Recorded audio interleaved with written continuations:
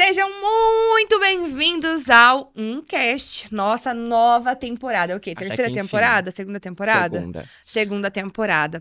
E, gente, hoje a gente tá com uma pessoa... Que detalhe você quer dar? Deixa eu pensar. Uma pessoa requisitada pra estar aqui. Engraçada. Várias pessoas pediram. Compromissada. Que mais? Atrasada. Que mais? Divertida. Que mais? E... Deixa eu pensar. Pai. Pai. Pai de pet. Dono. Dono. É isso que a gente tem pra falar pra vocês. Dono. Então, Do que quem de muita gostou, coisa. Da porra toda. Muita coisa. E quem gostou faz barulho e quem não gostou faz também, porque a chance de ser demitido é grande. Gente, a gente tá com ele, Doutor Jair! Tudo bem com vocês? Gostei da apresentação. Obrigado por me receber novamente aqui. De nada. Agora é diferente, né? Eu tive a oportunidade de estar com vocês dois no GWD 1 minuto, né? Acho que foi? Não, foi no GWDs. GWDs, né? Isso. Então é verdade. Muito obrigado. Doutor, Oi. nós temos 40 minutos para conversar. Então, Problema de início já. iniciamos esse tempo. E a gente quer que você comece, acho que falando um pouquinho sobre você. Conta aí, sei lá, a peculiaridade, seu signo, data de nascimento, seu nome completo, pai, mãe. Bom, eu sou nascido na época de 70, 30 de agosto. O signo é Virgem. Eu conheci meu pai, que me criou com a minha mãe, o Bertoldo, e sua filha, Dona Nélia. Meus avós eram o seu Pedro e Dona Olívia. Não tive os avós por parte de pai, conhecidos. E assim esse é o Jair, que começou lá atrás, com hoje 53 anos, vai fazer 54. Para muitos eu anuncio já que tenho 54 anos, eu sou desse estilo, de me antecipar ao tempo. E hoje um homem realizado, né? E gosto de dizer que você é cada vez mais realizador de alguns objetivos. E para me definir não é difícil, né? Eu sou essa pessoa que, ora eu estou bem positivo, ora eu sou mais enérgico para algumas pessoas, mas sou otimista com a vida. Eu me resumiria como um homem otimista. E começou fazendo o quê, doutor? Lá atrás, na profissão. Na profissão Trabalhando com o quê? A primeira profissão minha, aos 13 anos, eu fui picolezeiro. Trabalhei numa sorveteria chamada Creneve e vendia picolé. Mas Aqui em Cascavel? Não, em Santo Ângelo. Eu sou nascido na cidade de Pérola, no Paraná, mas fiquei pouco tempo ali. A minha mãe ficou, eu acredito, pela história que ela me conta, foi 3 dias. E aí ela foi morar com a avó dela e me levou junto, óbvio, né? Porque meus avós, principalmente meu avô, e o meu pai biológico, que eu não cheguei a conhecer, preferiam me matar do que eu vivo. É a geração, imagina, 50 anos atrás, você ser filho de mãe solteira. Então, minha mãe foi uma guerreira, uma batalhadora para me manter vivo. Ela, não vou dizer que fugiu, mas ela escolheu viver com a avó. E lá em Santo Ângelo, eu aos 13 anos, eu desenvolvi minha primeira profissão, que foi picolezeiro, na sorveteria Creneve. Mas foi muito rápido. Eu trabalhei, acho que 3 meses. Eu não sei datas precisas, Henrique. Mas por quê? Porque eu vendia um picolé e comia outro. É fato verdadeiro. Eu seria assim. Eu gosto de doce, né? Mas eu tenho um horário do doce. Sempre, geralmente, pós-almoço ou quando deitado. vou dormir. Deitado. Eu sou assim. Realidade. Eu prefiro muito mais comer um doce deitado do que sentado. Tipo, entre você pegar um chocolate, sentar numa mesa e ficar comendo, do que você deitar na sua cama. Tudo de bom. E comer um chocolatinho. Tudo de bom. E a gente não é compreendido com esse pequeno detalhe, né? É que nunca testaram. É verdade. Então, eu vendia com facilidade. Desde a época já tinha algumas estratégias de vender na frente de escola. Acho que a maioria ia fazer isso também. Ou em pontos que tinha muitas pessoas e principalmente crianças. E aí não deu certo, né? Minha mãe começou a perceber. E principalmente por uma curiosidade, que o primeiro movimento meu ao vender picolé é algo para vocês pesquisar na internet, tá? Era vamos dizer, um apito de plástico. E ele começava, digamos, com uma flauta um pouco maior e vinha reduzindo. E você, então, soprava ele e fazia uma música, né? Que eu não sei traduzir aqui para vocês, que é muito cômico. E o primeiro dia eu me atraquei a soprar aquele palito, só que ele é plástico. E eu esqueci um detalhe, que precisava, volta e meia, molhar os lábios. Então, fazendo um movimento com a língua, molhando os lábios para... Sangrou, ficou em carne viva. Por 1 semana a minha boca sangrava. porque simplesmente assou. Daí eu persisti e voltei vendendo mais quase 3 meses. Mas não dava certo porque eu vendia um, comia um, vendia um, comia um. Chegava lá para apurar, chegava em casa, não tinha lucro. A minha mãe começou a dizer qual é a lógica disso. E aí eu passei a vender picolé que ela fazia em forminhas de metal. Então eram uns pedacinhos, ela cortava um palito ao meio, eram picolés quadradinhos de coco. Eis o detalhe, eu sou apaixonado, para quem não sabe, por coco. Aí não era o problema de vender um e comer um. Eu vendia um e comia todos. Não dava certo. Era muito moleque, né? A geração da minha época, 13 anos, era muito imatura. Nós, principalmente, eu devia agir comparando ao meu filho, hoje, que ele tem 14 anos, a minha idade seria de 10 anos, 9, mental, porque nós éramos muito diferentes com as informações e tudo mais. E numa sequência eu fui fazer um trabalho rápido na estação rodoviária de Santo Ângelo, na verdade um amigo, e trabalhei lá alguns dias como engraxate. Saía para brincar, etc., com 13 para 14, e eu conheci o prefeito da cidade, o Dr. José Lima Gonçalves. E tive a oportunidade, através do CIE, fazer entrevista, e aí eu tive meu primeiro, posso ser vendedor de picolé, engraxate, muito rápido, office boy no escritório do Dr. José Lima, Milton e Thelma. E aí começa uma profissão já com base em CLT. Que legal. Doutor, a gente vai começar com uma pergunta aqui para ver mesmo, testar aí a veracidade das coisas. A gente quer saber como que você conheceu a Yara. Porque ela disse como te conheceu. Já dá um pulo lá de quando eu era... a gente é assim. Já quer saber aqui, A gente né? vai e volta. A gente vai e volta o tempo inteiro. Todos querem saber ou é específico? Assim, a gente quer comparar as veracidades, porque ela trouxe uma história, a gente quer saber a sua. Sim, Teu lado. Teu lado. A realidade, em 1996, eu vim morar para Marechal Cândido Rondon. Após sair do banco, né? Eu vim para... Minha mãe morava ali, eu disse, bom, vamos para onde a mãe está, né? E fui acolhido por eles. E rapidamente eu montei meu primeiro escritório de advocacia. E comecei a ter uma certa desenvoltura na cidade e na região. E com isso eu fui contratado por 13 grandes empresas fora. Uma no Rio de Janeiro, uma em Minas e uma no Acre, para trabalhos. E não existia o virtualismo de hoje. Então eu passava mais no ar que na terra, eu disse. Porque eu acho que teve um ano que eu voei 100 e poucas vezes, quase 200. E aí a Yara trabalhava numa empresa que era da Reuter Turismo, que é uma empresa responsável. Então não é como hoje, que você entra num site, tira sua passagem, faz você tudo, ou com a Decolar, com essas empresas. Você tinha que ir numa agência, e a Yara daí fazia o roteiro, sacava as passagens na cidade de Foz, que vinha por ônibus para Marechal, ela buscava na rodoviária para me entregar no escritório, eu ia buscar na agência ali que ela trabalhava com o seu Rony Reuter. E a agência, acho que dava umas 3 quadras do escritório. Mas normalmente, para quem me conhece, isso é da natureza, eu sou muito folgado às vezes, né? Desculpem. Então ela vinha gentilmente trazer no escritório. Só que não havia nada de coração, só que eu sempre fui essa pessoa que eu gosto de um bate-papo, de algo assim, de uma sintonia. Então, na frente tinha uma lanchonete assim do escritório, e eu pedia, como eu não tinha secretário, não tinha nada, eu pedia para eles um suco para mim e um para ela. Daí a gente ficava batendo papo. Mas assim, sem maldade alguma. E assim foi muito tempo. Foi em 96 para 97 eu já comecei a viajar. Até que um dia eu fiz uma viagem para Nossa Senhora Aparecida. Então, para não alongar, no retorno ela tinha que me entregar uma viagem que eu não sei para qual destino, se era Rio de Janeiro ou o Acre. E eu estava na avenida andando, eu tinha um carro, eu passei 1 volta, 2 voltas, 3 voltas, 4 voltas, 5 voltas, e sem coragem de chegar para conversar com ela, porque antes disso ela ligou para fazer um pós-venda.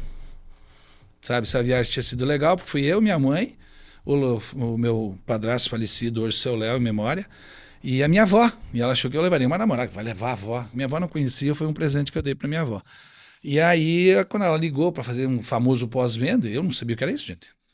Verdade? Eu falei, tá me cantando. Tá interessado. Então eu tive essa interpretação. Normal. E aí eu já fiquei assim, quase olhando em pé, tipo, mulher linda dessas, vamos embora. E aí eu fiquei dando essas voltas até parar. Ela pediu para mim parar, vai parar ou não? Mas com a intenção de daí nós fomos na rodoviária buscar as passagens, né? E aí nisso eu pedi se ela não queria ir lá em casa. E ainda para entrar na casa da minha mãe tinha um portãozinho de metal, mas antigo, gente. Pensa naquele negócio que tem aquelas borboletinhas que abria assim. E ela veio na frente. Quando ela foi abrir o portão não abriu. E ela foi se virar para sair, eu abri. Só que a gente ficou muito próximo e eu Dei um beijo nela. Oh, Que bonitinho! E aí foi no dia 11 de abril de 98, era um sábado. Domingo era Páscoa, então era sábado de aleluia, que dizem, né? Uhum. E aí eu convidei ela para um baile. A menina, né, a senhora Yara, hoje, é de discoteca, como é que chama aí hoje? As baladas, né? Uhum. E ela era da balada e eu era do baile, porque eu sou gaúcho. E aí convenci ela num baile. A gente foi no baile, acredito que não era nem meia-noite no baile, a gente foi pro carro dormir. Esperar, porque o meu padrasto e minha mãe foram juntos. Uhum. E os mais antigos ficaram dançando e a gente foi no carro dormir porque estava cansado. Mas depois a gente voltou, até foi para a discoteca da cidade e tal. E ele começou. Já no domingo eu apresentei ela para minha família. Ela morreu de vergonha, porque já levei para minha avó. E aí tem umas histórias muito loucas. Assim. Não, foi em 24 horas ela conhecia a parte da minha família. Impulsivo, diria, né? Eu já estava namorando ela não sabia, eu acho. Que naquela época era mais comum também, né? Tipo, a galera começar rápido. assim, Era muito compromisso. Você ficava com alguém. Sim. Sim. Principalmente porque eu venho do estado do Rio Grande do Sul, que era assim. Se você tirava uma dama, assim se dizia na época, para dançar era compromisso, tá? Uhum. Ou muito respeito. Então não tinha o que falavam na época, uma palavra estranha para muita gente, carão, né? Não podia, se um homem ou uma mulher te convidasse para dançar, normalmente os homens tiravam, fosse quem fosse, você tinha que aceitar para dançar, mas com muito respeito, ou se ocorresse algo, você já estava namorando. Gente. Simples Tipo assim. Bridgerton. Era bem... E Bom, eu tenho meio século de vida, né, gente? E o que você gostava de fazer na sua infância e na sua juventude? Além de comer picolé. Jogar bola. Era apaixonado por futebol. Apaixonado. Já chegou a uma época a competir, né? Você jogava futebol ou futsal? Eu jogava futsal. Eu nunca tive habilidade no futebol. Nunca. Isso seria uma mentira contar. Mas eu tinha algo muito diferenciado, que era o meu chute. Então eu tinha uma facilidade para bater na bola. E isso, então tinha os meninos mais habilidosos, rolava e o Jair guardava, a gente dizia assim. Então eu me desenvolvi rápido, participei de campeonatos. Eu tenho com muito orgulho de dizer que eu sou pentacampeão brasileiro dos Jogos Jurídicos Nacionais, 5 vezes campeão brasileiro. E quando eu tive a oportunidade de ir para o Internacional aos 16 anos, 16 para 17, minha mãe não assinou. Era menor, né? E eu ia morar em Porto Alegre e morar no vestiário do Inter. E a minha mãe não assinou e eu não fui. Chocada, né? E Então, a tua perna também foi por conta de lesão de futebol, né? Foi relaxo também, né? Descuidado, mas muito futebol. O futebol de salão é muito impacto. Uhum. Hoje tem todo um preparo com os tênis. Antigamente, gente, era um tipo de tênis e acabou. A bola era pesada também. A bola né? pesava 1,2 kg. Então, derrubava muro quem tinha muita força. Eu sempre tive muita força. E o alto impacto, muito alto impacto, os jogadores mais antigos têm problemas sérios de joelho ou de quadril. E eu sobrou no quadril esquerdo. Uhum. Então, se você não fosse advogado, você seria jogador? Seria jogador de futebol. Teria sido. Dois extremos. É um extremo que quando a Yara me conheceu, eu voltei a jogar bola um pouco aqui na região. Inclusive, fui campeão regional aqui. Uhum. Mas aí eu acabei sofrendo uma séria lesão na perna direita, que foi o que talvez deu continuidade, porque eu tenho certeza que a Yara teria rompido comigo, terminado, porque ela disse que ela não ficaria com jogador de bola. Ela até falou isso no podcast. Jogador de bola, caminhoneiro. Policial. E policial. Ela esqueceu, talvez, Era uma lista músico. já pronta. Doutor, como que você começou nessa parte da advocacia? Depois que você se formou, como que foi essa questão? Você falou que veio lá de Santo Ângelo, abriu o escritório, para chegar em Cascavel e ter a GWD hoje. Eu me formei em 1993, 17 de dezembro. E eu já trabalhava no Unibanco. Eu estava em ascensão de cargos, né? Chegando até a gerência. E nesse período, o Unibanco de Santo Ângelo, eu formado, vocês estão perguntando, né? Uhum. Tinha o grupo de advogados da região de Santo Ângelo. Mas as petições, vinha todo o trabalho pronto de Santa Maria. Então é igual alguns lugares hoje que acontece. Uma central de advogados manda para determinada região e advogados representam o banco fazendo. E eu, como era gerente, eu assinava algumas petições juntos. E eu achava interessante quando eu mandava fazer busca e apreensão, execução, dava uma lida. Então, de 93, vamos pegar 94, né? Porque eu me formei final de ano de 93. 94 a 96, eu fui tipo um assistente de luxo do banco com as petições. Eu nunca advoguei. Mas eu achava muito interessante o que o banco fazia. Então eu lia muito sobre isso. Mas nunca disse assim, eu vou advogar. Não tinha, porque eu estava em ascensão, tanto que eu ia assumir uma agência na cidade de Toledo, sendo gerente regional aqui do Paraná. E aí, quando o diretor negou, sendo que eu ia assumir outra agência, eu desafiei ele. E aí, desafiar um diretor de banco, ele troca a gente igual, se a gente é um número para o banco, né? E aí, eu vim para o Paraná, e aí eu fiquei de maio de 96 até setembro jogado num sofá, curtindo um pouco a vida, isolado, sem saber o que ia fazer. Até que o que eu digo, que Deus um dia conversou comigo, disse, tu te formou para quê? E eu não sabia advogar, gente, nada. Tanto que eu conto que a minha primeira petição eu não nominei, não determinei o réu. Aqui se processar... Alguém que não disse. E aí eu conheci uma pessoa chamada Lovânia Beatriz Zeretsky, que era uma advogada, e eu fui trabalhar como meio que assistente dela, meio que sócio. Só que rapidamente eu sempre fui meio que empreendedor, percebo hoje. Eu quis empreender, já quis montar um escritório, montei uma sala, ela veio junto por um tempo, não deu certo com ela, continuei sua carreira solo, até que daí em 1998 eu conheci... Meu primeiro assistente foi minha mãe, né? Minha mãe me ajudou muito, né? Ela ajudava a atender o telefone. Mas quando eu fui contratar minha primeira secretária foi um homem, né? Foi um funcionário, que é o César. Ele foi meu secretário, né? Tanto que há uma tese hoje que a Yara já defendeu a empresa testar um dia ter um homem no telefone, não uma mulher. Seria inovação, né? Ser um secretário. E aí começou assim. Daí eu comecei a advogar. Depois entrou o Anderson, entrou o Tuca, que é o gaúcho, a gente chamava. Entrou o Tuca, o Anderson, entrou o gaúcho. E depois eu contratei a doutora Márcia. Tudo assim muito rápido. E aí em Marechal tive uma passagem, daí onde foi a minha primeira quebra oficial. E aí em 29 de abril de 2000, um sábado, a gente muda para Cascavel, onde na Avenida Brasil, por um amigo, né, com o mesmo nome, a gente chamava de Xará, porque é Jair, ele me alugou uma sala por R$50. E ali eu comecei minha carreira em Cascavel, chegando hoje onde nós estamos. Mas isso você começou com a doutora Márcia, ou sozinho? Sozinho, não. A sócia só tornou... A Márcia começou a trabalhar em 98, ela era minha estagiária. E ele tirou ela Eu roubei ela da juíza do fórum. Ela era auxiliar de gabinete. Aí ela foi trabalhar, tipo, como estagiária. E aí, em 2000, que você chamou ela pra ser sócia. Não, em 2002. 2002, 10 de maio de 2002, uma sexta-feira muito chuvosa. Chovia demais. Olhei pro lado e falei pra ela, vamos ser sócios? Ela, o quê? Aquele jeitão da Márcia, né? Hã? Eu falei, sim, sócias. Tá, vamos. E assim foi. Mas lá no início vocês começaram com banco? Direto ou vocês começaram trabalhando com indiretamente tudo? Sim, porque eu processava a Caixa Econômica Federal por excesso, por não aplicação de expurgos inflacionários, diferença da inflação e juros nas contas de FGTS dos trabalhadores.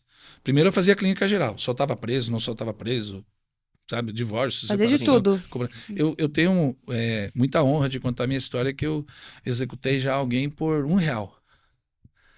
Uma nota promissória. Foi uma das marcas minhas na história de eu executar alguém por R$1. E foi muito legal essa história, porque na hora da audiência, inclusive não era a doutora Márcia que dia como assistente, eu fui debochado pela parte contrária do advogado. Não sei se era R$5, era algo muito pífio. Digamos que 20. E aí na hora de pagar, o advogado deu risada e jogou dinheiro na mesa. Eu falei, não senhor, tem honorários e as custas do processo. As custas hoje seria como se fossem uns R$300. Então, eu fiz um vereador da cidade pagar uma dívida de 10 com R$300. Enriqueceu o cartório. E aí a juíza quis até contrapor, porque se tornou ridícula a ação. Só que tinha 3 notificações que eu implorei para ele pagar a dívida. Então, ali talvez foi um momento de destaque, aquilo, cidade pequena, ecoou. Porque eu não dava... nunca dei bola ou atenção para valor. Isso é verdade. Eu queria processo. A minha história eu sempre disse assim, eu quero ter meus primeiros 1000 processos. Depois eu subi para 5.000. Então a Yara conta isso, que tu promete? Não prometo, eu disse que eu quero ter, depois eu não sei onde é que eu vou. Aí depois tem que ter um outro objetivo, já alcançou, né? Tem que ter outra coisa. E daí eu cheguei aqui, daí em 10 de maio de 2002, me tornei sócio da Márcia. Tá, e depois de 22 anos, o que a GWD significa para você? Ontem eu tive a honra de participar numa pequena roda, vamos dizer assim, de conversa, né? Uma conversa com experiência chamada pela OAB. E eu vou te dar a mesma resposta que eu dei ontem. Eu amo ser advogado. Só que o modelo de advocacia que eu vejo hoje é muito diferente do que a maioria pratica. Então, o exemplo de eu chegar atrasado hoje aqui no podcast foi porque houve um erro de comunicação entre nós da empresa, até fui um pouco mais severo com as meninas. Não briguei com ninguém, tá? Fiquei registrado, né? Tá? Eu só questionei como é que é a regra, tá? Alguém tem que ser culpado. Mas, fora isso, atendi, vim e eu humanizo muito o meu atendimento. Então, nós temos até dentro da empresa, né? De nós sermos uma empresa humanizada. Então, eu amo ser advogado, amo de paixão. E a GWD, para mim, não vou dizer que é tudo. Deus é tudo para mim, a minha vida é tudo, minha família, depois vem a empresa. Nessa ordem. É uma empresa que eu admiro e eu espero de coração que um dia eu partirei. Não vamos trazer nostalgia de tristeza. Eu espero, de onde eu estiver, ou se assim for permitido, que essa marca continue, que a história continue. Não precisa ser só com o escritório de advocacia, mas que a marca continue com empreendimentos, negócios. Eu ia falar, tipo, você tem várias empresas, assim, de vários ramos. Tem algum ramo do mercado que você tem vontade de abrir alguma coisa? Ser sócio? Posso falar ao contrário? Pode. Posso? Não vai ficar... Não, pode falar. Eu só não acho que vou me meter no ramo de alimentação. Por quê? Porque é algo muito delicado. Alimentação? Alimento. Exemplo, a gente recebeu um delicioso café, concorda? Mas pode ser que outra pessoa não goste. Então, a alimentação é muito de paladar, é um cuidado. Entendi. Então, eu talvez não iria para o ramo da alimentação. Agora, se você me cuidar para montar uma transportadora, o que vier pela frente... Tá disposto? Tô. Entendi. Eu tenho um sonho de ter 200 empresas. Tá quase. Tá a doutora Márcia que vai estar subindo pela parede nesse momento. Tem muita empresa vindo. Doutor, como que é um dia típico lá no escritório? Se você pudesse, assim, contar. Que Dia é atípico? Típico. Dia típico? Acho que todos os dias são típicos, né? É alegria o tempo inteiro, é sorrisos, é hora de nervosismo, de apreensão, de pressão. Eu acho que o nosso dia típico é um dia, para mim, normal. Como a vida nos oferece, chega de no altos e escritório, baixos. toma um cafezinho, atende cliente. Atende cliente, vem bucha, entra gente apavorada, gente morrendo, dizendo que, meu Deus, o que vai acontecer com esse processo? E simples, resolve. É uma situação. Eu aprendi muito, Stephanie, a separar o que é problema de situação. Embora a gente tenha essa linguagem comum, eu não estou aqui para dizer quem está certo e errado. Problema para mim é aquilo que eu não vou conseguir resolver, embora a palavra tenha, né? Todo problema tem uma solução, mas nem sempre um câncer, uma doença severa, tem solução. Então eu aprendi na minha vida a ver que quando não é um problema, que é algo que eu não tenho nenhuma forma de ter solução, é só uma situação. Se eu estou com uma dificuldade financeira, é uma situação momentânea ou uma situação atual sem dinheiro. Se eu estou brigado contigo, Stephanie, é uma situação nesse momento de uma amosidade, de algo divergente, né? E as pessoas às vezes transformam tudo em problema. Então, eu acredito que o nosso dia típico é esse, é ter, então, problemas, situações, divergências, mas eu creio hoje que nós vivemos lá cerca de 10 horas dia juntos, até por causa do intervalo de almoço. Uhum. Eu creio que hoje, pelo menos 8 horas e meia, está chegando a 9, a gente vive só momentos muito bons, né? Mesmo sob pressão de prazos, sob pressão, a nossa frequência, que foi um dia que eu pedi, sempre está em alta, um ajudando o outro. E se isso todos nós cultivarmos dentro da empresa, essa frequência, a gente vai fazer nosso dia mais leve. Porque quando eu falo para as pessoas lá, Henrique, que comigo ou semigo tu vai trabalhar, não estou mandando você embora. Você vai ter que trabalhar, escolhe. Só que se você está num ambiente que você não é feliz, não fique ali. Não faça a sua trajetória de vida infeliz num lugar. Uhum. Só isso que eu dou o conselho. Mas para mim o dia típico é esse, tem que ter altos e baixos. Tá. Marasmo comigo não funciona. E qual que é a situação mais engraçada que você já teve com algum cliente ou funcionário? A mais engraçada com um cliente... eu tenho uma história, né? Vou contar, veio. Houve uma determinada cliente que ela casou com uma pessoa do Japão. E assinei o casamento por ele, né? Por procuração. Só que eu assinei num dia, ela no outro, tudo bem. E a gente resolveu muitos problemas da empresa dela, né? Já fazia um empresarial. E em um determinado momento da empresa, ela chegou, né, Stephanie com essa história. E ela estava indo embora para o Japão. E, sei lá, tinha passado 10, 15 dias e ela ainda faltavam uns 2, 3 meses para ela ir embora. E ela veio fazer acho que a posição processual, não recordo. E aí, no meio da conversa, lá ela chega e pergunta para mim, assim, o que eu estava achando dela. E eu falei assim, como assim? O que você acha de mim? Notou alguma diferença? E foi tanto que ela levantou a blusa e perguntou se estavam bonitos os seus seios. Porque ela queria a minha opinião se o marido ia gostar porque ela tinha colocado silicone. Fato. Eu te trago outro que é típico também. O que você fez? Eu só olhei e falei, por favor. E a partir daquele dia, quem passou a atender ela foi o Dr. Igor. Eu nunca estava mais com ela. Meu Deus. O Dr. Igor Gundi, né, que é o sobrinho da doutora Márcia, passou a atender ela. Mas eu tenho um caso também de uma cliente que vinha sem calcinha. E de saia. De sempre. E com as pernas abertas. Sempre. Com a mesa de vidro. Sempre. Céu. Que terror, você imagina? Onde é que esse povo será hoje? Ai, graças a Deus que não estão lá. Ela, vamos rápido isso aí, ela foi assassinada pelo marido. Eita, pesou o clima do nada. Do nada. Do nada. Não. Vamos até trocar?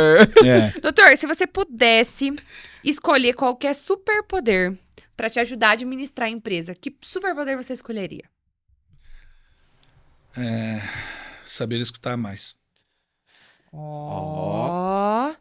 Queria Gostei. ter o poder da total Da escuta. escuta. Gostei. Gostei. Você esperava por essa resposta? Não esperava, porque eu também não esperava. Eu já pensei em outra coisa, pensei que ele ia falar. Vocês não têm noção como é uma briga interna quando eu percebo que já passou, né? Quando eu percebo, já passou.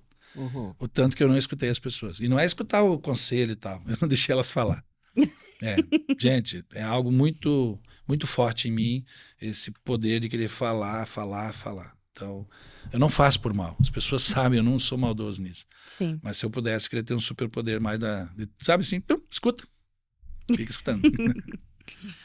E se você pudesse trocar de lugar com algum funcionário por um dia, qual seria? Recepção. Por quê? Eu adoro falar. O cliente liga pra... eu queria ver... Não, vamos conversar um pouco. E aí, meia hora de ligação com o Acho que cliente. eu não teria dúvida que eu iria para a recepção. Doutor, tem uma pergunta polêmica. Bora. Eita. Polêmica. Você já se arrependeu de ter mandado alguém embora? Já. Voltaria atrás? Não.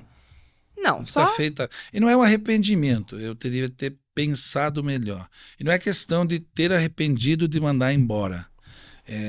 Talvez não ter feito toda a análise correta por falta de experiência, por falta de informação. Não se justifica. Autorresponsabilidade. Mas já tenho certeza que não houve uma injustiça, tá? Não é isso. Mas eu acho que eu teria repensado, como alguns casos que já ocorreram na empresa, de chegar para mim, eu acho que funcionário precisa ir embora e tal, e eu dizer assim, não, acho que só precisa ajuste, sintonia, né? Uhum. Então tem sim. Sou eu de novo? Tá. Pode fazer.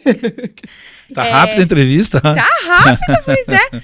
A gente Vai, quer saber vai o que você gosta de fazer no seu tempo livre. Qual que são os seus hobbies? Não vou trabalhar, o que eu vou fazer? O que você gosta de fazer? Quem me conhece sabe que eu sou um apaixonado por 2 jogos. FIFA, né, player, e o Ikari, Terceiro, que é o jogo. uma caixetinha, um pontinho, E o baralho, baralhinho. Né? Sempre mas hoje eu tenho um hobby muito forte que me pega, eu gosto de ler. É impressionante assim como eu consegui treinar a minha mente e eu sinto falta de leitura. Então, meu hobby hoje é ler muito, muito. Para muitas pessoas isso é trabalhar ou cansar.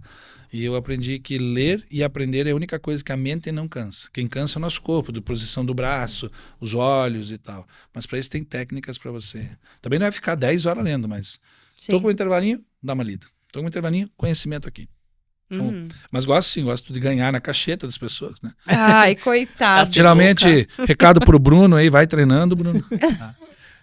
Não, tem sinuca, né? Eu também tenho mais um menino lá, o Bernardo. Todo meio-dia tem sinuquinha. O pessoal tá tentando ali. tirar o título, mas não tá Coitado, fácil. Eu sou muito competitivo, né? Não. Não. Capaz. Não é não.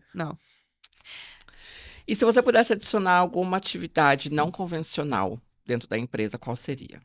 Por exemplo, essa aqui falou antes, dança de salão. Eu só queria coisa diferente. Vamos colocar um poste de bombeiro, piscina de bolinha. Interessante, deixa eu pensar, uma atividade não convencional. Uma coisa diferente para as pessoas fazerem. Mas, na sua lista de tarefas de hoje, tem tal coisa. Além de agenda CPJ, todas essas coisas que o pessoal tem que fazer. Tipo uma atividade de recreação? Pode ser. Talvez, não por fugir, mas talvez porque você vai tratar com, hoje, mais de 40 profissionais totalmente diferentes. Sim. Talvez ter uma área de lazer com diversificação de brincadeiras seria legal, sabe? Por exemplo, quem gosta de jogar um jogo, joga, ter por que não um videogame na empresa, né? Uhum. E talvez essa diversificação de lazer, sim. Um espaço com vários Gostei, hein? Eu acho que Comitê tem de espaço. inovação segura Tem essa espaço, ideia. tá vindo novidade, tá vindo ampliação da empresa, precisa criar esses ambientes. É isso. E, doutor, qual que é a melhor estratégia hoje pra você desestressar? Ah, atendi um cliente, sabe, tem uns que às vezes tira a gente do sério. Ou passei por um momento que me deixou estressado. O que você faz hoje pra dar aquela... Meditação e respiração.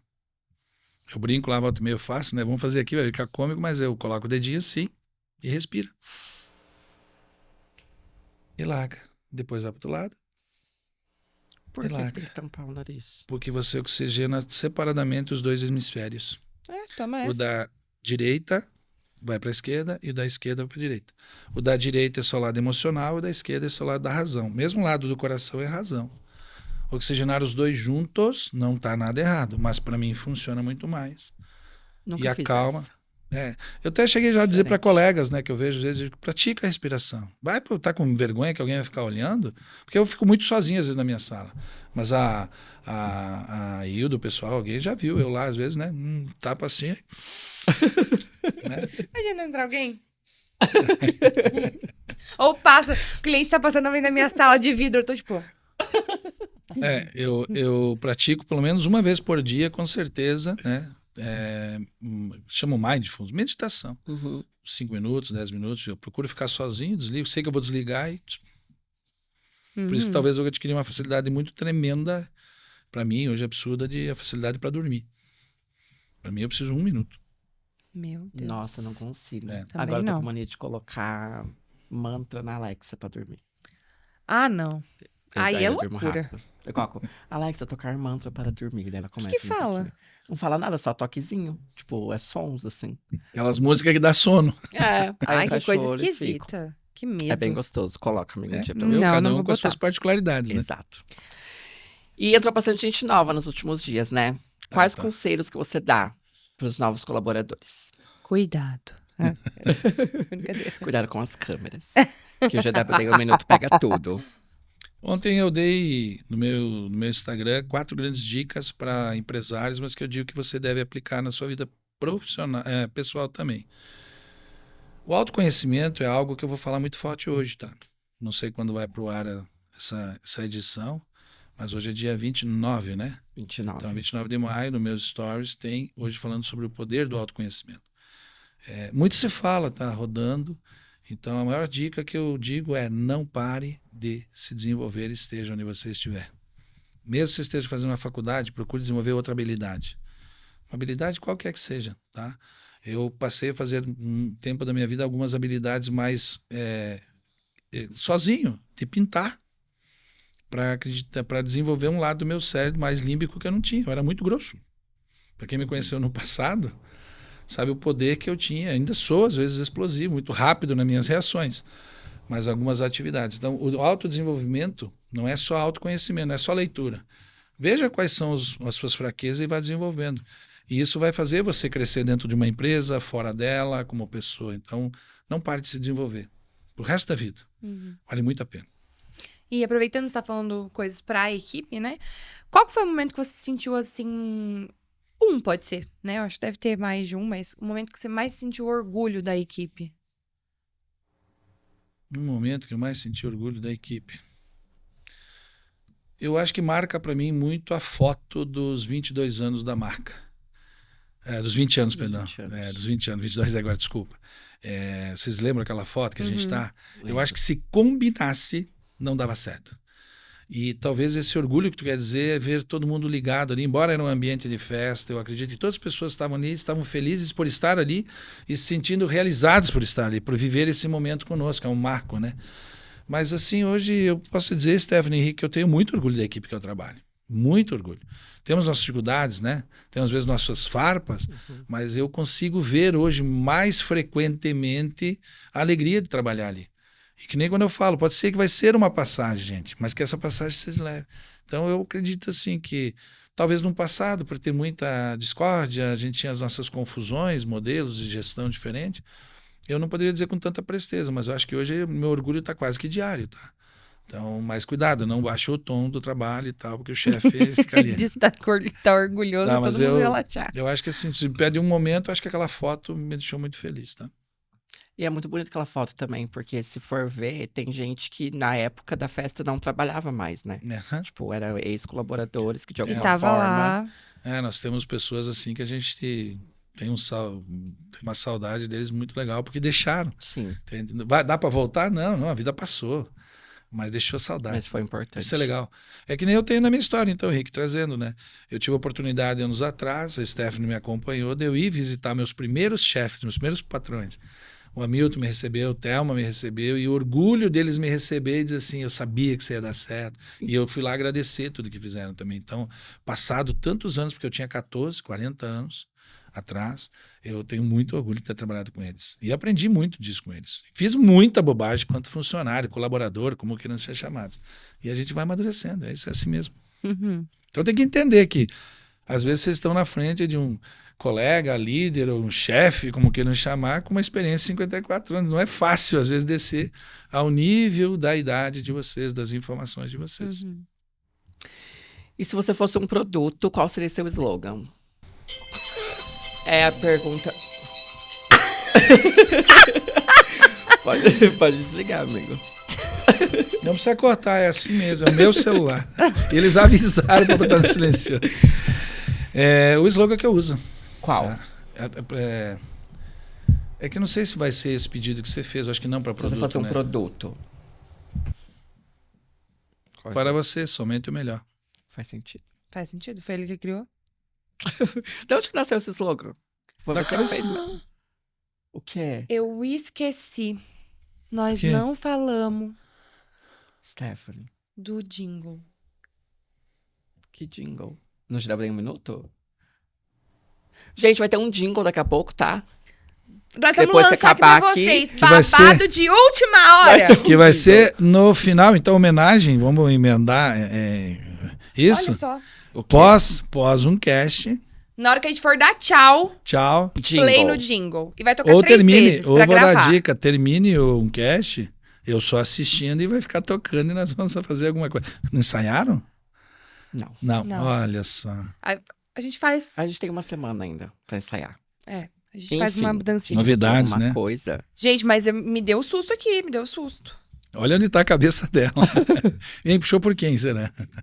Vamos falar sobre agora outra coisa. Vamos voltar lá sobre aquela questão dos funcionários que a gente tava falando de orgulho e tudo tá. mais. Qual uma característica ou o que você mais valoriza em um funcionário? É verdade. Não mentir. Não mentir. Isso não é um slogan, gente. É porque eu posso trazer com muito carinho para vocês sem medo. O tempo que eu menti na minha vida, eu até atingi um determinado sucesso, patamar. Mas era vago, era oco. O Jair era oco. As coisas ao redor do Jair eram ocas. A verdade não é uma brincadeira da Bíblia, ela liberta. Doa, por isso que tu diz assim que a verdade dói, né? Dói para quem diz ou para quem recebe? Depende. Porque se eu vou dizer uma verdade para você e você não estiver cumprindo com a verdade, vai doer em você. Agora, se eu vou dizer uma verdade para você que é uma mentira, vai doer em mim usar a verdade. Então, para mim, eu acho que desde que eu instituí a verdade plena na minha vida, para qualquer situação, eu tenho muito orgulho de dizer, eu não minto. Ponto.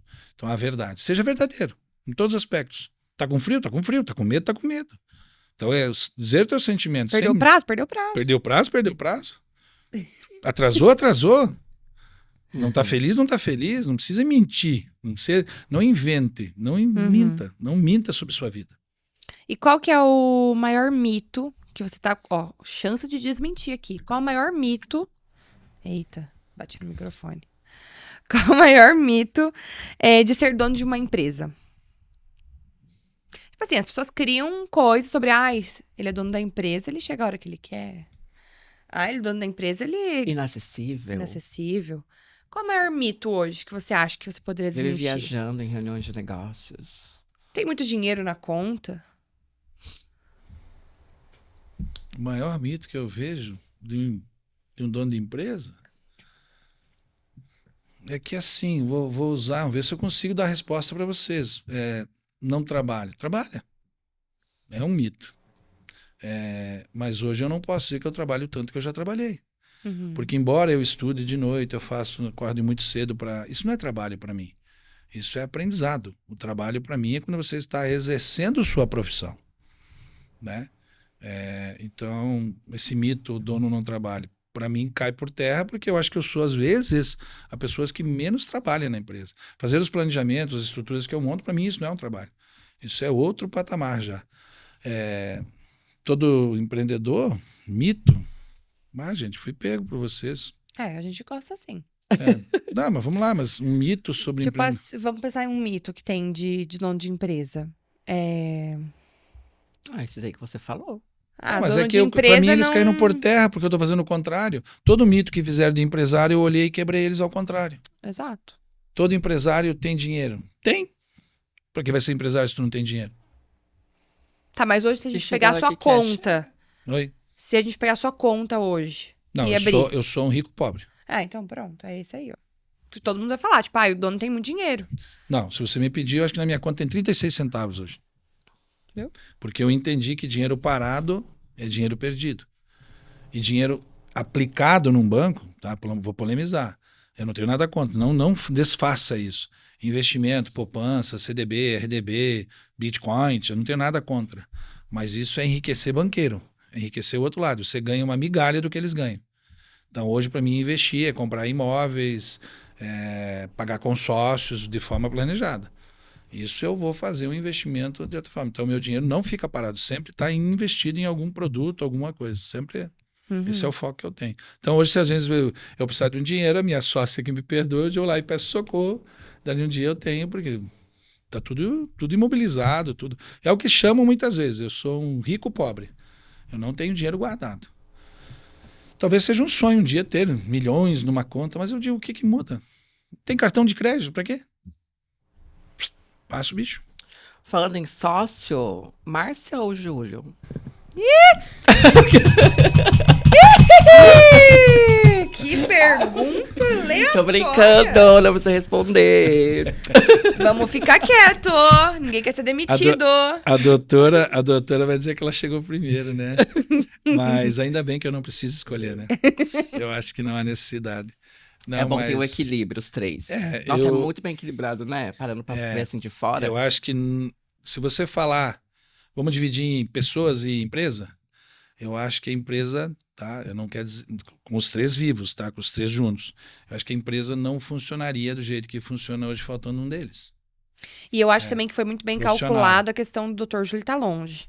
Porque eu acho que o Dr. Júlio não ia aguentar ficar perto da gente. A nossa sociedade não funcionaria com o Dr. Júlio aqui. Você imagina o Dr. Júlio descendo assistir o nosso programa do podcast 5 horas da tarde? Não, ele mata nós. Eu ia ganhar justa causa na hora, no primeiro programa da justa causa. O Júlio é bom. Imagina o Dr. Júlio vindo dar entrevista pra gente no podcast. Não, ele mata vocês. Ele mandar para aqueles lugares não sagrados seria o tempo inteiro. Mas disso de eu dizer, hoje eu tenho um amor pelas duas pessoas e os dois profissionais. E ainda bem que eu não preciso escolher. Falando nisso, mas a Márcia chegou primeiro. Aqui, na câmera. Apelo pra quem? Pra doutora Márcia vir participar com a gente aqui, porque toda doutora, vez... tá na hora. Vamos lá. E aí, doutora, tá todo mundo querendo... Bate palma quem quer que a doutora Márcia venha participar.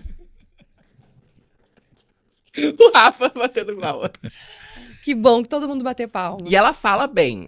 O podcast da OAB... Certeza, ela deu uma aula. Foi muito bom. Ela chamou muita atenção. Ela só precisa... Ela tem uma elegância pra falar, né? Pois é. Não, viu, né? ela virá, ela sabe que virá, ela sabe que precisa. Ela vai ter que vir. Ela precisa fazer isso por nós também, né? E por ela.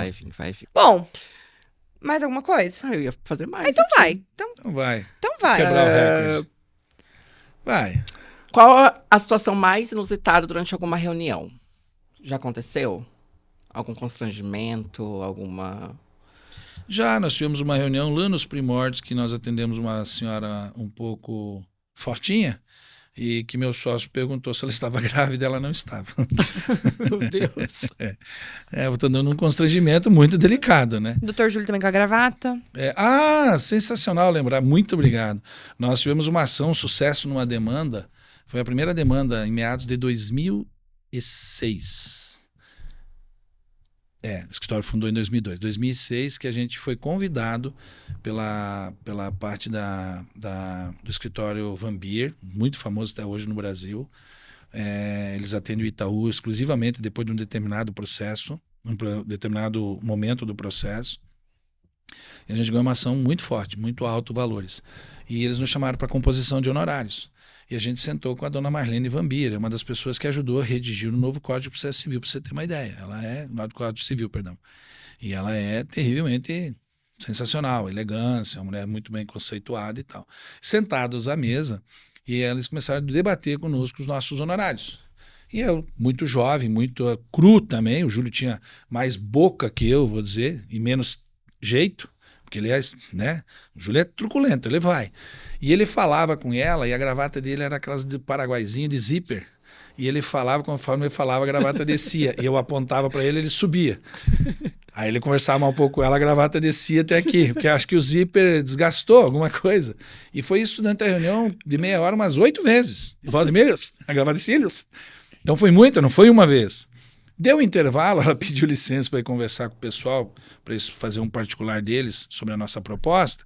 E eu cheguei pro Júlio e falei assim, poxa, Júlio, tá constrangedor, se tu gravar, tira ela. Ele só olhou para mim e falou assim, quem tá devendo para mim é eles, eu não devo nada para ninguém. Também foi uma bela aula dele para mim. Mas foi muito constrangedor. Você tá num escritório que é um castelo, até hoje está em Curitiba, assim, numa elegância supra todas as pessoas, e eu gravatinha do Júlio, sobe e desce, sobe e desce. Foi muito constrangedor. Ai, ai. Não dá para negar. Cara, e que loucura pensar, né? Você tinha quantos anos quando vocês abriram o escritório? Eu, em 2002, eu tinha 32 anos, né? 32. Cara, imagina você arriscar assim, tipo, e abrir, e daí do nada. Qual que foi a sua reação quando, tipo, o primeiro alvará grande, assim? E sei lá, eu acho que você ia. O que você determina por grande quando você abre um escritório? Para mim ver se eu estou. Eu vou contar então, nem vou interromper a pergunta. Eu e a Márcia, então, começamos a ter algum sucesso em ações. E eu tinha que ir à Foz do Iguaçu sacar os alvarás, a grande maioria, porque a maioria das nossas ações eram da área federal e só tinha Justiça Federal em Foz. Não tinha Cascavel, não tinha Toledo, não tinha nada. E eu fui lá receber, vamos imaginar que seja um montante de 50 mil, como se fosse hoje. É um baita de um valor. E aí a Márcia também ansiosa, porque eu nunca tinha visto tanto dinheiro junto dela. E aí, sacados o alvará, eu liguei para ela, ou ela me ligou. E aí, como é que tá? Eu falei para ela assim, eu tenho 2 notícias para te dar. Uma boa e uma ruim. E ela falou assim, qual é a boa?